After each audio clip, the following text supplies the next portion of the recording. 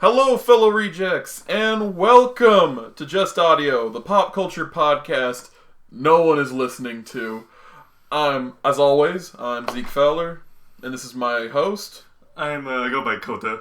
Yep, co-host. Sorry, co-host. Anyway, so this is Kota. He's going to be filling in for Michael until he decides to come back. His own choice. I'm not going to force him. And today we're going to do what we always do.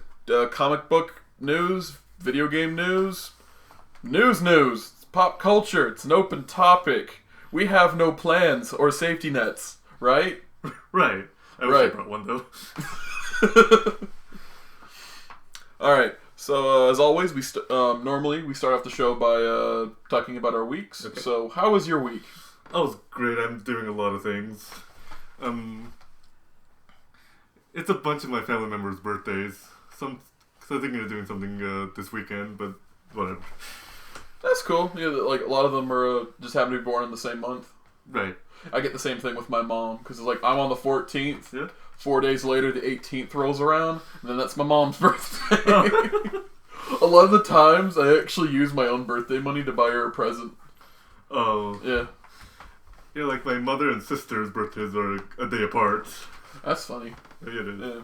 That's actually like there's some old like VHS footage of me from when I was born, and it's just like my mom holding me crying, and she was telling my dad, "You're the best birthday present. This best birthday present I've ever gotten." And I now have that now. So anytime she gets mad at me, I'm like, "Huh? What happened to being the best birthday present, Mom?" Oh my god. Yeah, I can do that to her. I don't though, because I'm not an asshole. Yeah. So now that my younger sister is 21 years old, yeah, we all went to the casino for an hour or two that night. Oh, I remember when we did that. I was no. Sorry, I am an asshole because I remember that night. Coda, give me a quarter. It was $1. Coda, give me $1. Oh my god! I owed you so much. Yeah, and I would. I paid you back though. It's like a lot of situations when that happened, we just forget the whole thing. But I did pay you back. Yes. Yeah. That was hilarious. I remember that. Yeah, I remember the one time I went to a slot that each credit was $5 as opposed to 1 cent, which everyone recommends. I got $40 out of it. That's awesome. Yeah. Yeah, that happened. Okay. So are you done? Oh, I'm sorry. I'm not trying to ask just to be mean, but like, does he stop it there? First time. Oh no, it's all good. It's everybody. It's got to be everyone's first time on a podcast. So, yeah. Yes. So I'll take it over from here. Yeah, my week just spent that doing the normal thing. I smoke a little bit, then I write a little bit, and then I take a nap. Then I question why I don't have a job, but then I remember because I'm an idiot. That's all I've done. Mm. Okay, so that's quick. Got our weeks out of the way. Yes. We are woefully uneventful people. Of course. Yes, we are. I need to get a job too. Yeah. I thought you already got a job down at the school. Well, another one, actually. Okay. One that actually pays like $1,000 a month. Okay, yeah, cool. That'd be nice. $15 an hour. Yeah. $1,000 a month. I was like, damn, that'd be nice, I guess. I know, like rent's usually $900, so you got like at least $100 left to pay for groceries that week. Exactly. I mean, I make it $15 an hour, but if only I work more than 2 hours. Yeah. That's cool. Yeah, I'm still looking for one. You're still looking for one. Hopefully things will pick up from here. Might get to make some of that YouTube money, but maybe I should start telling the world that, hey, I'm a translator and here's my price. Yes. There you go, man. Help translate Japanese stuff. Yeah. Hook up with those communities that subtitle tokusatsu. Get you a job at overtime. Oh my gosh. Yeah, maybe. Or of course, knowing how we are, you'd probably go like, no, just let me put this joke in there. No, it's as literal as possible. We gotta get this out in a week. No, but it's funny. It doesn't make any sense, but it fits the scene. No! Maybe, I don't know, like have a private, have go to like a personal YouTube channel and just like, here's what I wanted to do. Here's what I wanted to do. That's subtitled like, welcome to the rice fields, motherfucker. oh, that kind of joke. No, hey, boss. But like it's like a shocker soldier from Kamen Rider, but like you subtitle it instead of like, hey, boss. Boss, please. Boss, please. Shabba. We love you, Filthy Frank. You probably, if you're out there, Filthy Frank, we love you. Anyway. So yeah, we went off the rails for a bit. Yeah. No, we're still talking about our week. Still talking about our week? Okay. I think once we're done. Yeah. Do you want to be done with weeks? Yes, I can. I think that's everything. Okay, cool. Then let's move on to news. Okay. No, that's when I did this with when me and Michael did this back in the first episode. We were it was like we were real nervous. Like he was talking over me, and I was just like. I was like, oh, I'm excited to do this podcast. This is my plan. But I didn't really inform him about the plan. And I didn't do this to you either, so that's twice. Twice now, I have not told people the plan. No, that's okay. That's okay. I figured a surprise or two would be good for us. Yeah, okay. So we're done with weeks, people. Let's move on to topics. Alright. I don't have a lot of news today. I just got 2 things, so that'll be cool for you, but I'm pretty sure they'll bring out a lot of stuff. Alright, DC and Warner have announced that they will be releasing the animated film adaptation of The Killing Joke. The Killing Joke, the one with the Joker in the cover. I think they were like... Is that the one where Batman and Joker like were laughing with each other at night and then someone kills the other?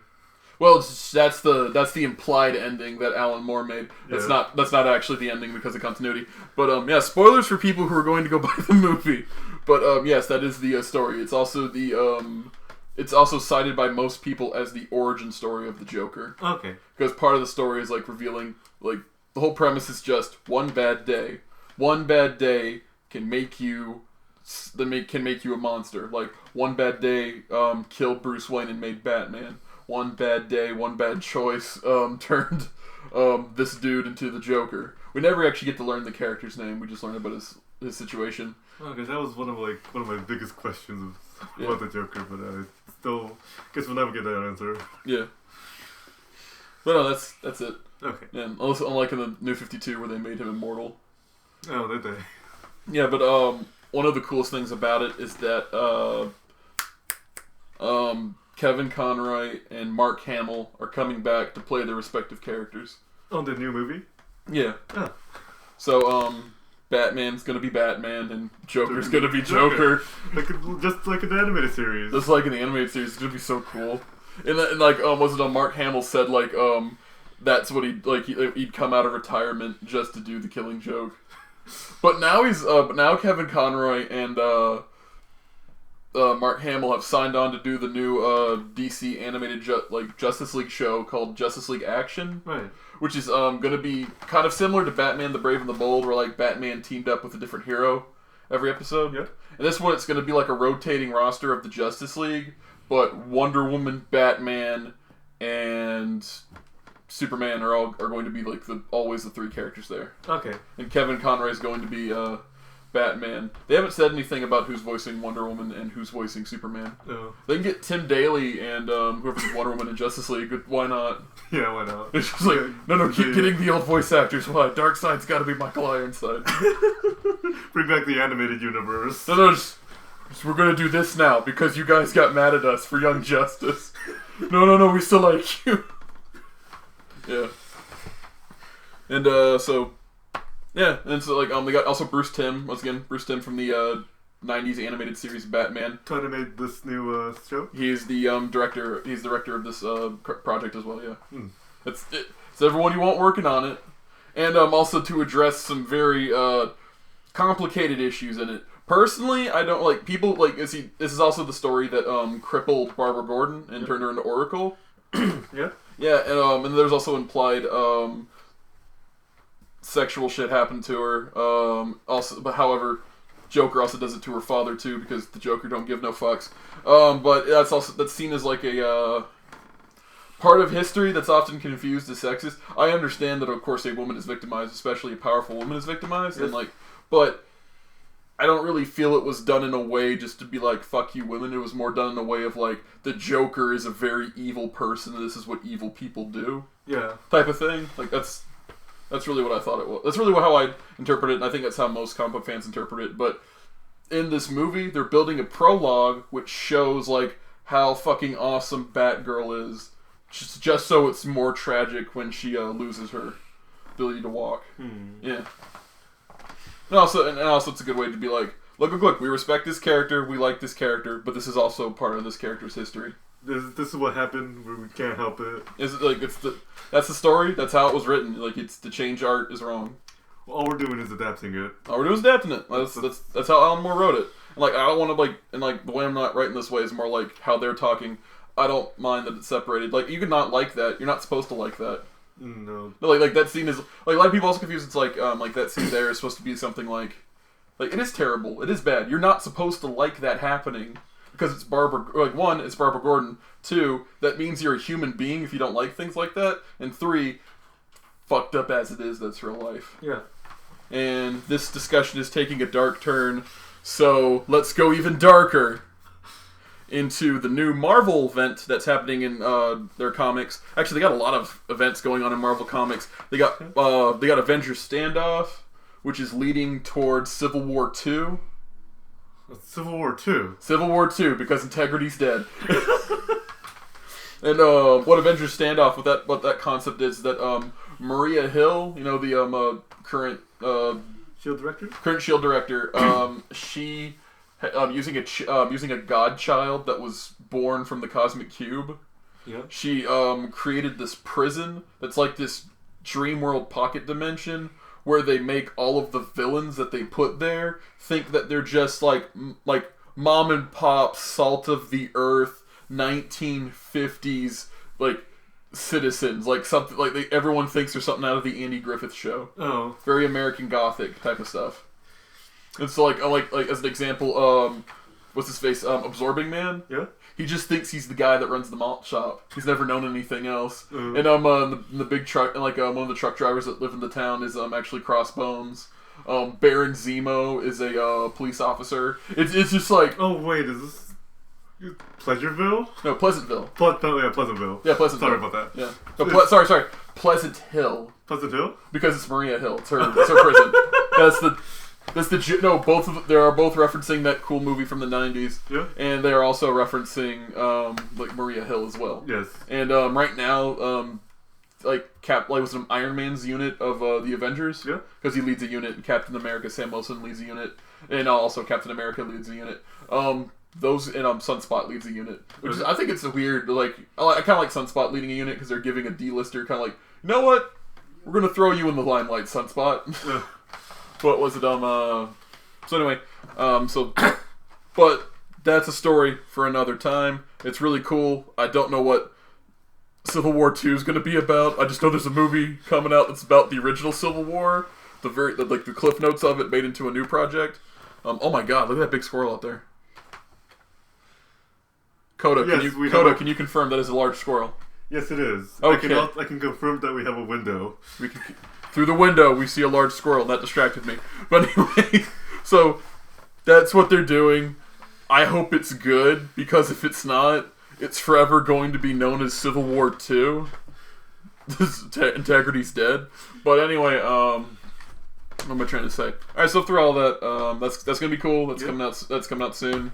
And then it's ongoing. But while that is coinciding, Spider-Man is going to be dealing with his own problem in a storyline called Dead No More, which is also going to be which is also like looking or shaping up to be Dan Slott, the current writer of Spider-Man's swan song. Like, after this, he's done. Oh, It's So it's like this is mic drop, as they call it. Oh, yeah. One of his last new things. Oh, the things that Dan Slott's done. No. This is gonna be his last installment of a Spider-Man comic. It's gonna be like it's gonna be his ending his era of the Dan Slott era will be ending. Of course, that's grain of salt. That's what people are saying. That's what it's looking like, but it's not entirely true. But this could be the end of the Dan Slott era. And just to remind people what Dan Slott has done, he did Superior Spider-Man. He after Superior Spider-Man, he brought normal Spider-Man back. And made him the president and CEO of his own company because that's what Doc Ock did during Superior. Doc Ock was Spider-Man in Spider-Man's body during this whole thing. It's really confusing, but really well written, so it ends up making sense eventually. But so that's basically what's going on. So he did that, and then he brought it back. Spider-Man now runs a company. Spider-Man has moved to Japan, where he is running his company. And he goes on. He kind of goes on like tokusatsu style adventures. It's kind of like because Japanese Spider-Man showed up in Spider-Verse? In like Spider-Verse. Yep. Like they just went like, wait, that's really cool. Let's do that. He's even got the Spider-Mobile back. Oh, because he had a Spider-Mobile. What about the robot, the Leopardon? Leopardon? Oh, they don't have Leopardon, but like but like my favorite thing about like Leopardon being in it was just that one moment. It's like going back to like an old Spider-Man issue, Spider-Verse. There's a part where like these really shitty villains called the Inheritors, which are like these 90s goth kid energy vampires. they were fighting and eating all the Spider-Men, and then all of a sudden, someone's like, "Oh my God, we're all about to die!" But then Leopardon, the giant, the Megazord from the Japanese Spider-Man TV show, shows up, and it's like, they go inside the cockpit. He's doing his pose, and he's just like, "I am the ambassador of hell, Spider-Man!" Dun dun dun dun dun dun dun dun. Yeah, wow. Yeah, so that so he showed up, and then they tore Leopardon, and that guy tore Leopardon apart, but he distracted them long enough. Then later, that guy joins the team, and then at some point towards the end, like in the final battle, Leopardon shows up again fixed, and like that Spider-Man goes, "I always knew as long as there is justice, you would return to me, Leopardon." And then everyone around him just like, none of us speak Japanese, dude. Yeah. Oh, I bet they got that kind of bracket to show. Yeah, they put Japanese Spider-Man's like voice and like a speech bubble, but it's got these red brackets in it. That says like in an asterisk that says when the red brackets show up, that means he's actually speaking Japanese. So no one knows what he's saying the whole thing. Because I saw that in the Wolverine comic before. Yeah. They also did it once in the. They also do it a couple times in the Captain America comics when people are speaking German or Swedish. Oh. Yeah. And was it yeah. So all those things are going on. So that's what Dan Slott's done. He did do Spider-Verse as well, which is mixed. Like it's got some really good moments, but I wouldn't call it a really good story. Mm. But Dan Slott does not bat 100, but everything he writes that's good is really good. And hopefully this story will shape up to be this. So this is called the new story, Spider-Man Dead No More. Is the premise is everyone who has ever died in Spider-Man's whole publication history is back. Even Uncle Ben? Even Uncle Ben. And what this is tying into is that while Spider-Man's been off in Japan, there's been this dude in a red suit who's been recruiting Spider-Man villains. And it's like he doesn't pay them, he doesn't get them to do anything. In order for them to work for him, he offers to bring their loved ones back from the dead. Oh. And he follows through, and then they're just like, "Well, you brought my daughter back from the dead, and if you can do that, chances are you can reverse it, so I guess I gotta serve you forever, huh?" And but it's this dude in a red suit. We don't really see much of him. He's always kind of shadowed. Yeah. But it's if you also know another Spider-Man story called One More Day, the worst Spider-Man story where they reversed the marriage with Mary Jane. Oh, because some dude didn't like a certain canon. No, Joe Quesada didn't like it. He's just like, "That's not what the Spider-Man I read." Whereas the thing, the Spider-Man I read, he was married. He's a physics teacher in high school. No, chemistry. He's a chemistry teacher in high school. Yeah. Man, he's a chemistry teacher in high school. He was an adult. Yeah. He dated a model. Like, it was like, but that's not realistic. He's unrelatable now. Don't you want to be cool when he was a kid again? No! He was a grown-ass man. Like, when I was reading this, like it's not that you gotta relate with the character. Well, you know, sometimes relating the character's cool. You know what's also cool? Reading a story. Okay, you know what? Like, I love the argument of like that. Like, the writers of Spider-Man always bring up. It's like, no, we had to destroy it because it doesn't make Spider-Man relatable. He has spider powers. How is that a relatable situation at all? Yeah. The target audience of the Spider-Man comic is for people walking around who can swing webs and sense danger. I know he represents our people. Like everyone who I'm gonna get a bunch of like angry emails and comments from spider people. They're just like, look, sir, I am a well-paid spider person, a citizen of this country, and I don't need your malarkey on this stupid podcast no one listens to. I'm a spider kid. I am a spider. Get angry comments on Tumblr. I'm Spider Kid.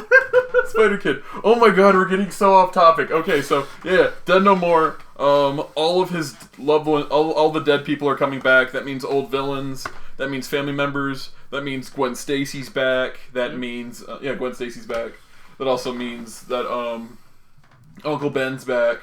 And if the guy in the red suit turns out to be Mephisto, that'll be cool too, because it's sort of like the devil going like, yeah. The devil's like, you know what, buddy? I don't think you remember our deal. What deal? Oh, right, I erased your memory. Yeah, so you sold your not only did I bring all your loved ones back, but try explaining to them that you sold your marriage away for events like this to occur. Oh my god, I'm a monster. Yes, Spider-Man, you're a fucking monster. Oh my god, that pisses me off. It's like, oh, the whole premise is just like Aunt May's dead. And like that's one more day, people. That's one more day. The whole premise is that Aunt May's gonna die. Yeah. And Peter's like, no, I can save her. But the thing is, Aunt May is like, I think 80? Yeah. And she got shot. Yeah. Like, I mean, she's good. Like, I hate to be really mean and rude to say this, but she was gonna die anyway. Yeah, when you're really old, you either die naturally or other. Like, here's what would have made all of the difference really in One More Day. Yeah. You replace Aunt May with Mary Jane. Now think about that story. Mary Jane's gonna die. And it's just like, Mary Jane's gonna die. And it's just like, and everyone like we keep the story the same. Or like when Peter goes to people, it's like, Aunt May's gonna die. They just keep telling him, well, it's life, buddy. People die. But then you flip that to Mary Jane instead of Aunt May. That makes the urgency of that so like intense. Where everyone would be like, dude, like people would feel way more sorry for him. It would be a lot harder on the reader to be like, holy shit, man. I was like, she's so young. You can see. Like, she's my age. I love her. We're married. But then Mephisto shows up, and he's just like, okay, here's the deal, buddy. I'll bring her back to life if you give me your marriage to her. The fuck does that mean? He's just like, okay, let me explain it this way. Your love is so pure, it happens once in a lifetime, and though you will be apart forever, your souls will continue to scream in agony, but you'll be alive, and it won't be your fault anymore. Deal. Like, see, like, once you, like, switch those two characters, One More Day becomes a better story. Yeah. But it was this corporate mandate bullshit, and they just wanted Spider-Man back to normal. Yeah, so, I don't know. So what do you think about Killing Joke and Spider-Man One More Day? Since I've been talking for too long. I don't know. They both seem really dark, but a lot of comics are doing those things. So it's not that big of a problem, but yeah, I don't mind. Okay. So cool. You don't mind? Yeah, they sound good though. They sound good? Yeah. Alright, cool. So that's all the news we have. That is all the news. That's all the news? So all the news we got, it's all the podcasts we have? See if I can think of something I can talk about. No, don't force it, buddy. No? No, don't force it. In that case, I got nothing. You got nothing? Yeah. Okay, cool, then we're done.